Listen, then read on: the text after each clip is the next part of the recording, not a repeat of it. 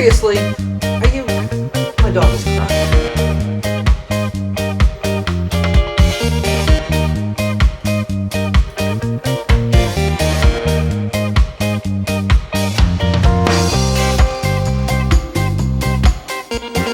Good morning again and welcome back to my kitchen.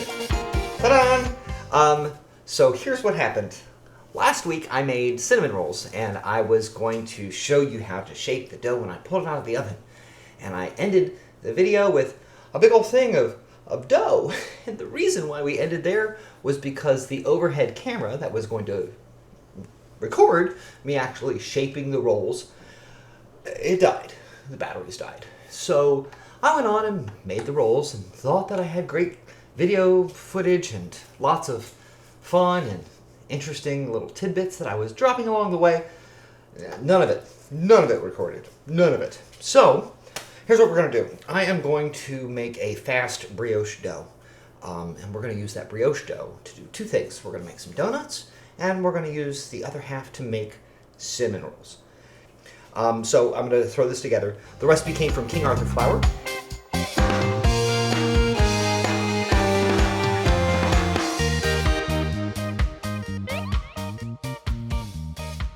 Remarkably good website for recipes. So here we go.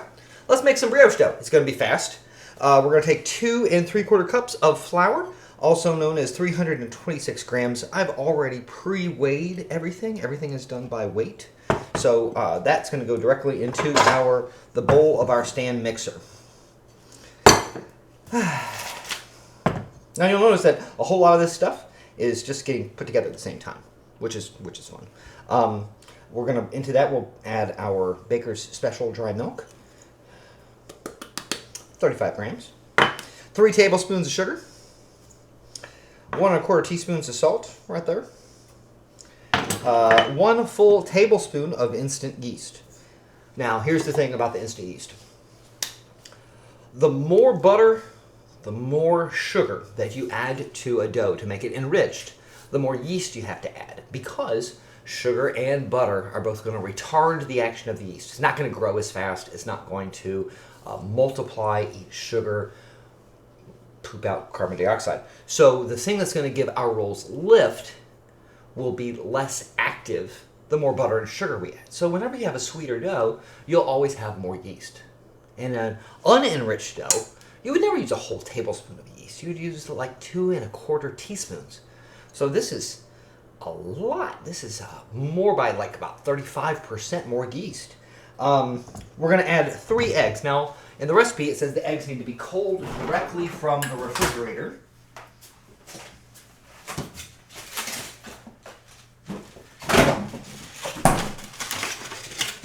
Quarter cup of water. Oh man, did you see that? Did you see that? I just cracked it on the edge. I know better than that. I'm rushing and not thinking about what I'm doing. Goodness gracious, what a mess.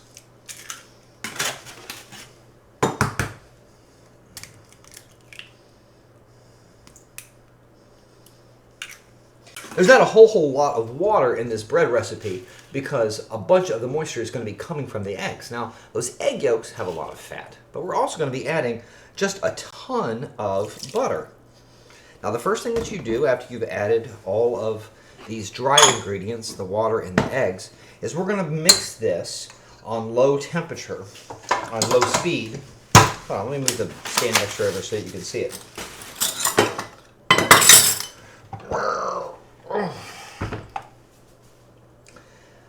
Take our dough hook. We're going to mix this on low speed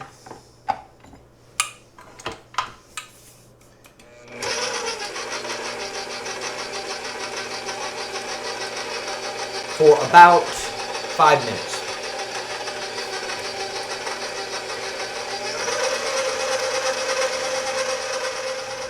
So after about 5 minutes of mixing, here's what we got. This nice, smooth, very pliable dough. Right now there's still chunks of the powdered milk, which I did not sift before I put it in. Really should have sifted it before I put it in because there are some lumps there. So before I start adding butter, I'm just going to use my fingers and kind of powder, squish it in. You know, like that? when I was a kid, my grandma used to call them the crunchies. Because there's almost always crunchies in your flour. So you just kind of feel it out. It's pretty sticky right now. We haven't even started adding the butter. We have to add a lot of butter to this recipe. All right, no more crunchies. Now, the recipe calls for 10 tablespoons. The 142 grams of butter are at room temperature. So it's soft, but not melted. This isn't one of those times where you can just pop it in the microwave. You actually have to let it get soft. And we're going to add it about 2 tablespoons at a time. And the fun thing about this recipe is that it takes 15 minutes to knead. So much more time than almost any other bread because of the addition of the butter.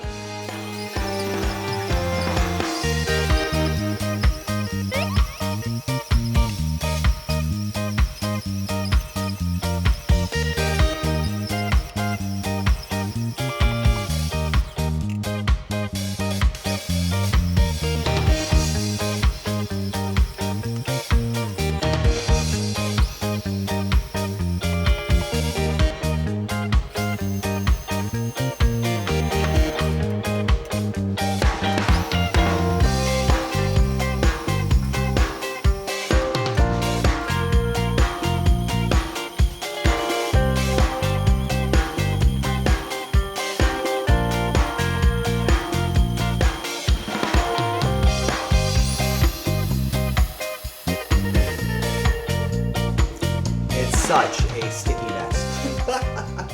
It's such a sticky mess. Now here's the fun thing about brioche dough.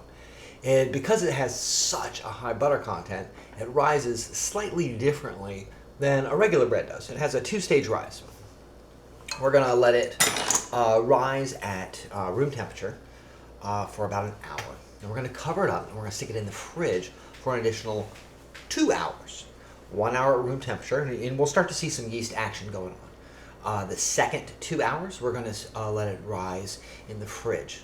Very slow, chilled fermentation. Now what that's going to do, it's going to allow some flavor to develop, and it's going to slow the action of the yeast. It's also going to make the dough cold enough for us to actually work with and shape it. So we'll see how this turns out. We are doing something of an experiment because when I started this recipe, I thought I had AP flour. I did, but evidently someone in my family decided to make some gravy with flour and use it all up. So instead of flour, I'm using today a gluten-free blend by King Arthur Flour. I got this because my mom is allergic to gluten. She has a terrible reaction. She breaks out in hives whenever she eats bread.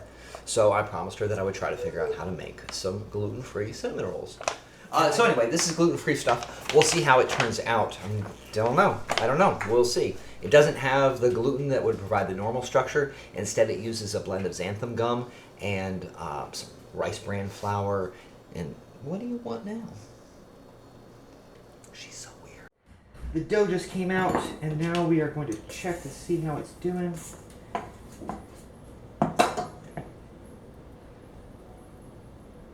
It's light.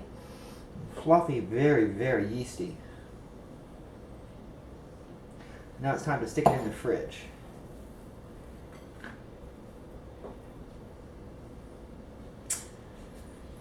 Two hours.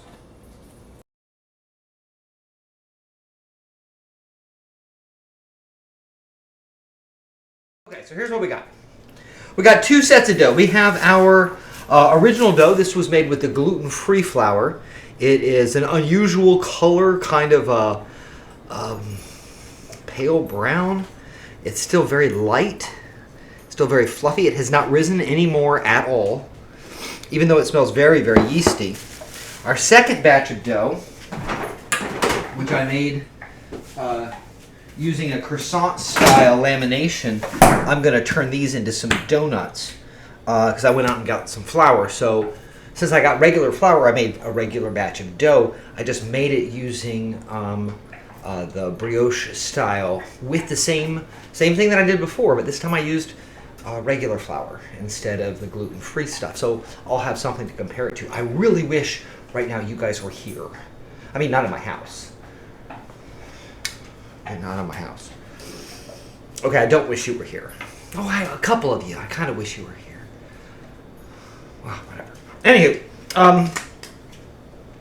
So I made a croissant-style brioche dough. In the center of this dough is folded like an envelope. Right in the middle, there is a thick piece of butter, a long sheet of butter. It's a rectangle, and the dough is wrapped around that. We're gonna roll this flat and then fold it over a couple different times, and that's how you laminate the dough. When we're talking about laminate, we're talking about layers. A thin layer of butter, a thin layer of flour, a thin layer of butter, a thin layer of flour, or not flour, but dough. And what happens is as it bakes, the butter melts, creates steam, and creates a nice fluffy layer. So we'll see how that turns out. A little bit of experimentation. This is room temperature butter. It's right at 1/3 cup. And then we have a cup of white sugar. No molasses to turn it brown. And no brown sugar. It would be so much better with brown sugar because the molasses gives it a whole lot of that rich flavor, that umami that we're looking for. So let's go ahead and cream this.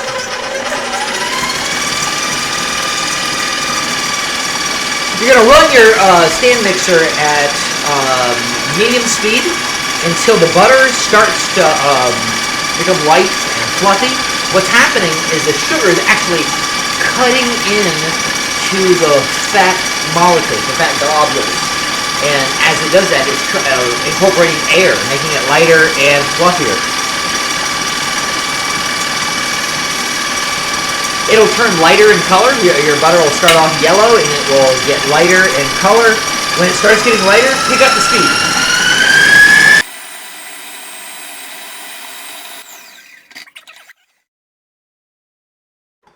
This step is called creaming.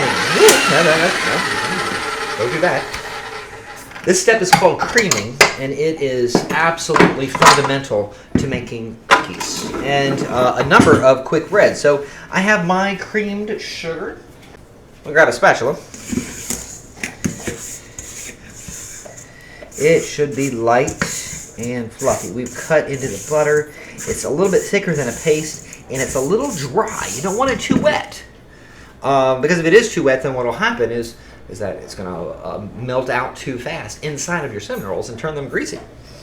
To that, I'm going to add 2.5 tablespoons. That's a lot. 2.5 tablespoons of cinnamon. This is Saigon cinnamon.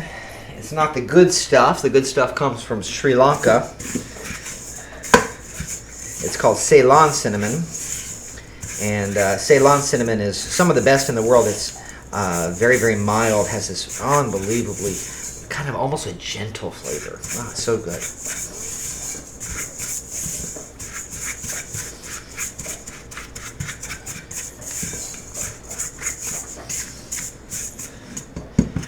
Now, of course, what would life be if I had vanilla? I don't have any vanilla.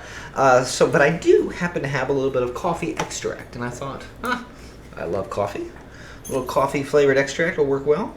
Fun fact, the tops of almost all extracts, almost all of them, the lid, if you fill it up to the top, is half a teaspoon. Fun story. True story. I got 2 more ingredients that we're going to add to our filling. Ooh, that smells really good.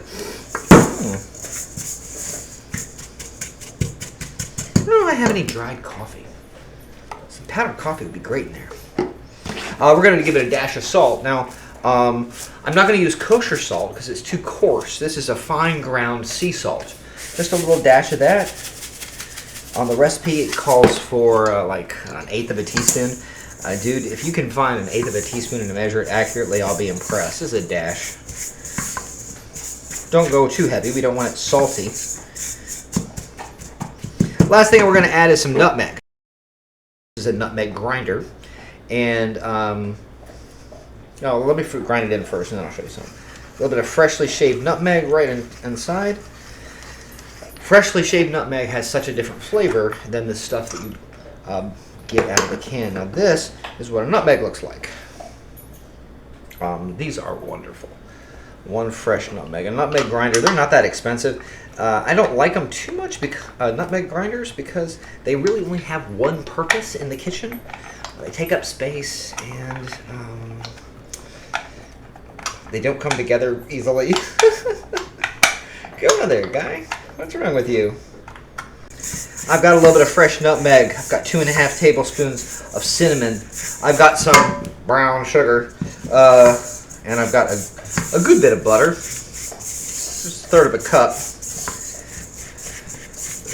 Works out to be about 6 tablespoons. Flavor, the smell is really, really good. Better than I expected. All right. So we got our filling ready to go. Now, finally, comes the point that I've been waiting for, where we get to actually shape our cinnamon rolls. Real important that your surface, where you're going to be shaping your rolls, is completely dry.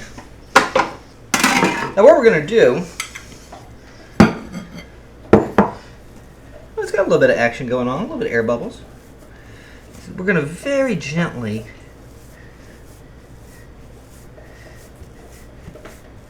start off by moving it into a basic rectangle. It's not nearly as sticky as it was before now that it's nice and chilled.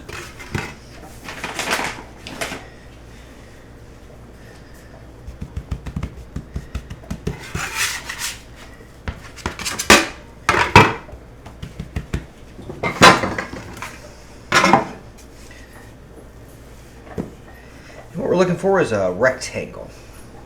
Oh, this dough is so soft.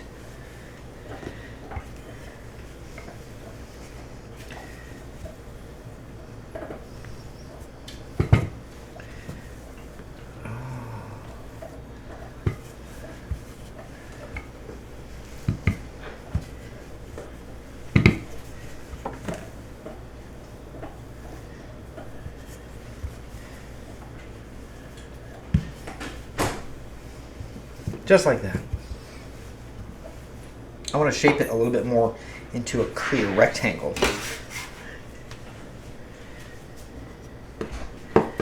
And I'm going to do that by kind of just picking up some of the dough, moving it over.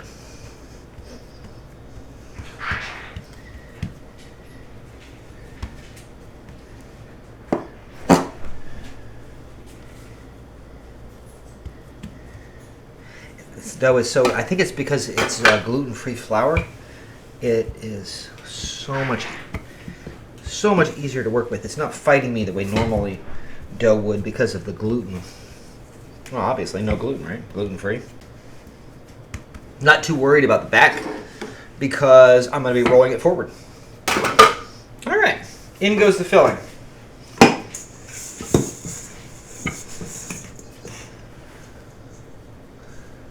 And there is a lot of it.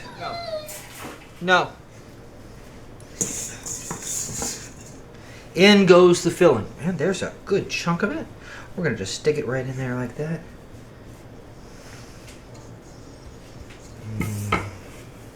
Just a little bit more filling.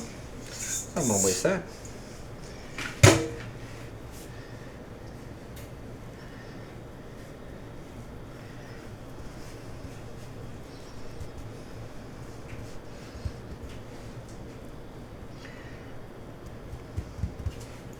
Now, you're going to take your rolling pin, just roll it in just lightly.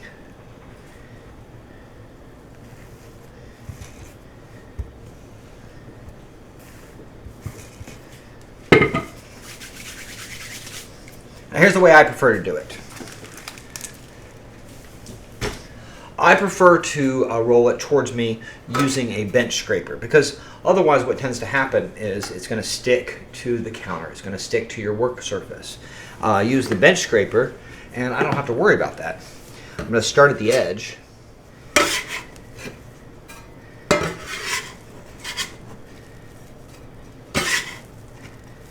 And if you see what I'm doing, I'm using the bench scraper to help me to shape.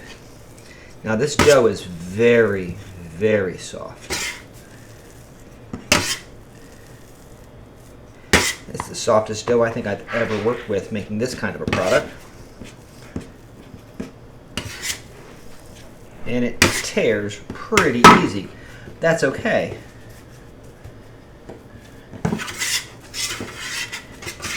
Now before I move any further, I'm just going to kind of seal the seam with my fingers very lightly. Any little cracks, I'm going to kind of cover it with my fingers.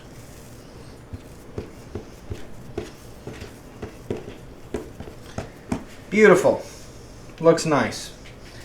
We'll sprinkle flour on the outside just to help with the next step.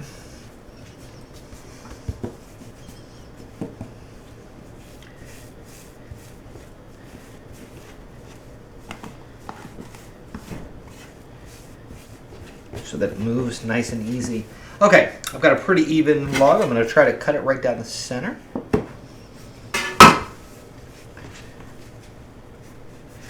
I'm going to line up my two edges. Find the middle. And go again.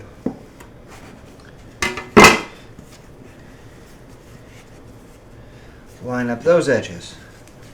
Line up those edges. Now here's the part that's always sad, because we're going to lose a little bit. We'll get rid of you. Oh, you're pretty. But we're not going to eat you. Now I got a question. A choice. I have a choice. If I cut them right down the center, I'll get 8 huge cinnamon rolls. I mean, huge. I could try cutting them into thirds, like that. Then I'm going to get 12 much smaller ones.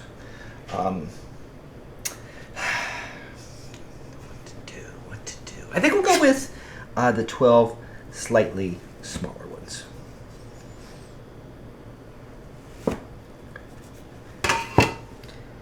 All right, there we go. Now, we'll bake him up too, just because, why not? Don't want him to feel left out. In a commercial kitchen, we would let these rise in an actual proofer, something that controls temperature between 90 and 100 degrees and keeps it at a steady 85% humidity. Now, we don't have a commercial proofer, so we're going to set one up. We're going to make a proofer by getting a little water boiling.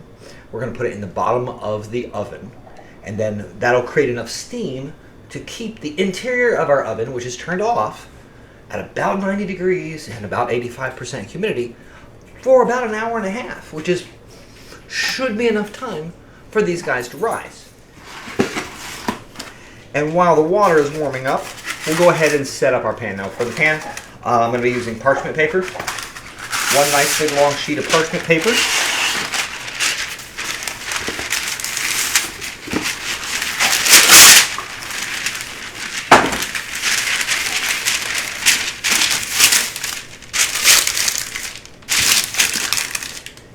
I'm going to let it sit up off the sides because I'm kind of...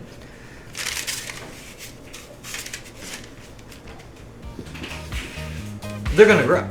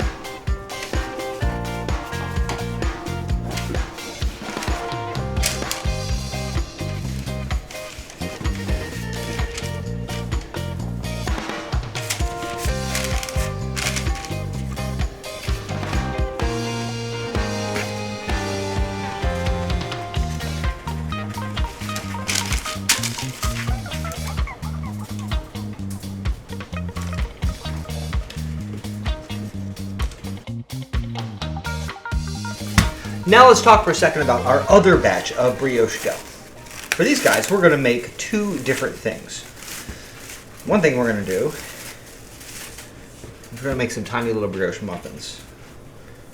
The second thing we're going to do is we're going to make some donuts. Now,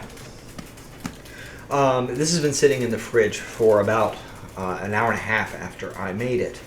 Because this is laminated dough, and there's a thick slab of butter right in the center, is we have to roll this out.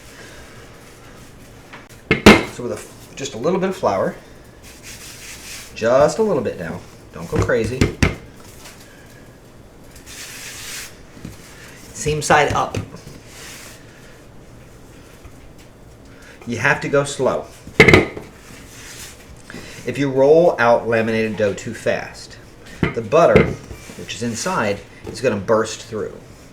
Then you won't end up with laminated dough. You'll end up with something that's disgusting that no one will want to eat because it'll be greasy. And you certainly will die alone. So don't do that. Go gentle.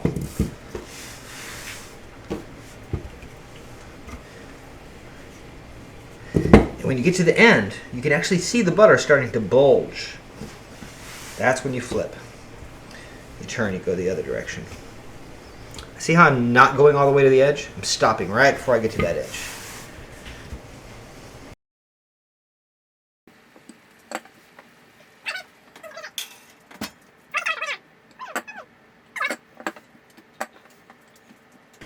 So you'll notice that what we started off with, when we started rolling, was small, like that big.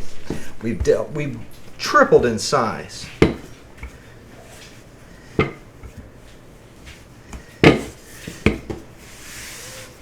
And we've kept our rectangle shape, which is important. All right, then we're going to fold over. And fold that way. Ooh, see that little bit of butter? See that little bit of butter trying to break through right there? We're going to hide him because I don't want him breaking through. Now we're going to roll it this way.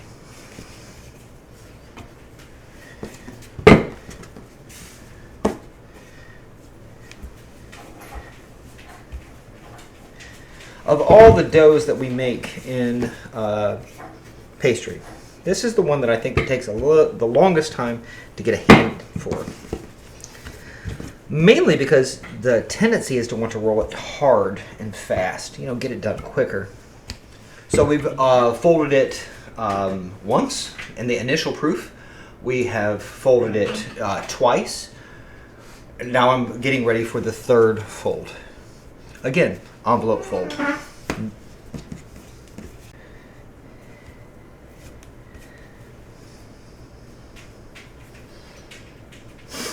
Dog hair.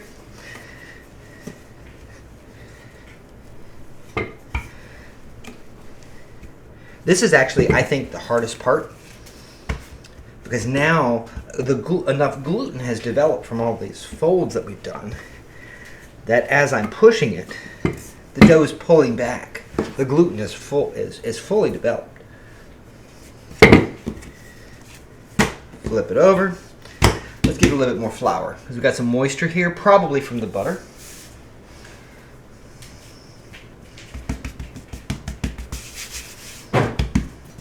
And the flour is just going to absorb some of that moisture, make it less likely that the dough will tear. Because tearing is what we're worried about. If it starts to tear, butter gets out. If butter gets out, our dough is ruined.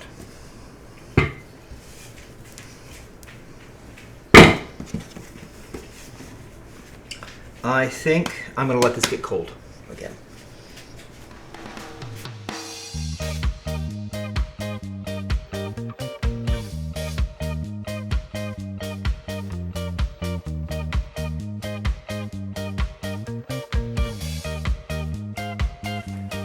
Okay, so here's what we got. I'm on my manual because my family got sick of me having everything else out, so I had to put everything away. But this is the cinnamon rolls. They've been sitting in the oven for about 2.5 hours. And now what I'm going to do is toss them in the oven at about 400 degrees. It's preheating right now. As soon as it's done preheating, we'll pop them in there. They cook for a very short period of time, just like 15 minutes or so. Ooh, look at those babies. Let's get an overhead shot. Ooh. Now, they didn't rise as much as cinnamon rolls would have been made with regular flour. I'm assuming because of the gluten-free flour. Still pretty. Oh, you can smell it.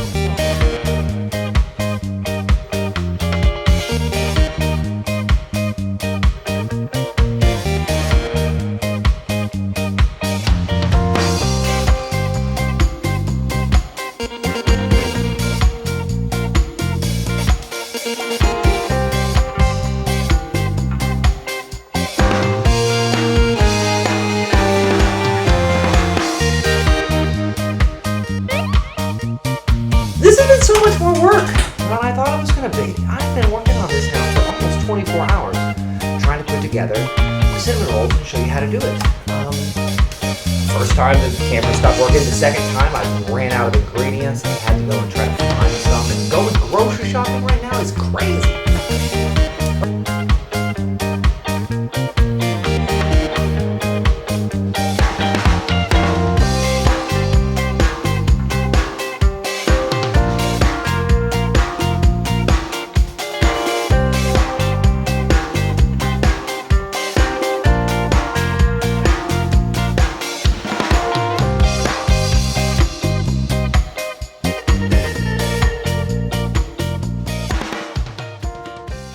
And I didn't realize that I would be doing that. Seriously? Are you... My dog is crying. What is it? Come here. Come here. Come on. You need to say hello? You need to say... Come here. How about... Nobody can see you down there. Well, I mean, I guess they probably could. I'm not trying to chase. You stink. Come here.